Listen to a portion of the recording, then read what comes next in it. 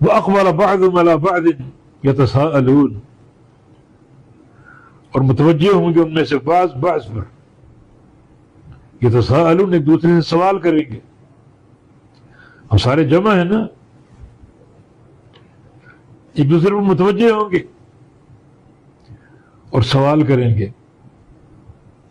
اس سوال کے دو معنی، ایک معنی ملامت کرنا،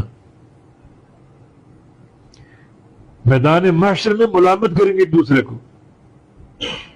دوسرا معنی جھگڑنا، جب جہنم میں داخل ہو چکیں گے جھگڑیں گے.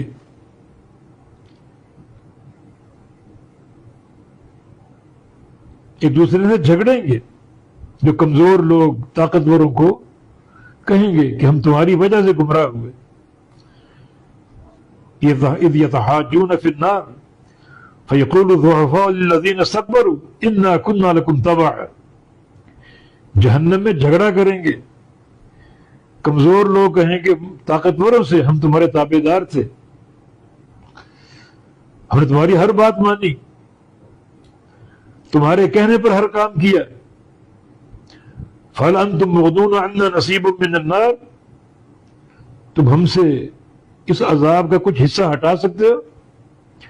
اتنا ہولناک عذاب اور شدید عذاب، مکمل نہ ہٹاؤ صحیح، کچھ حصہ ہٹا دو، کچھ تخفیف کر دو. وہ سب کہیں گے کہ انا کل فیہ، ہم سب جہنم میں ہیں، اور اللہ فیصلہ صادر کر چکا. اللہ کے فیصلے کو کوئی طاقت تبدیل نہیں کر سکتی، کچھ نہیں کر سکتے ہیں.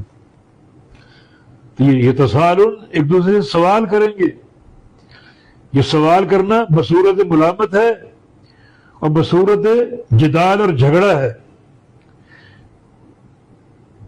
میدان محشر میں جب اللہ کا امر صادر ہو جائے گا جہنم میں داخلے کا، تو ایک دوسرے کو ملامت کریں گے. وہ اس کو قصوبہ ٹھہرائے گا، وہ اس کو قصوبہ ٹھہرائے گا، اور جب جہنم میں داخل ہو جائیں گے جھگڑیں گے کہ تم نے گمراہ کیا ہمیں. بلکہ ایک مقام پر اللہ سے دعا کریں گے کہ آتِهِمْ ضِعْفَيْنِ مِنَ النَّارِ، یا اللہ ان کو دوہرا عذاب دے، ہم ان کی بنا پر جہنم میں. انہوں نے گمراہ کیا، ورجلایا ہمیں. لیکن اب یہ کوئی فائدہ نہیں، نہ اس ملامت کا نہ اس جھگڑے کا.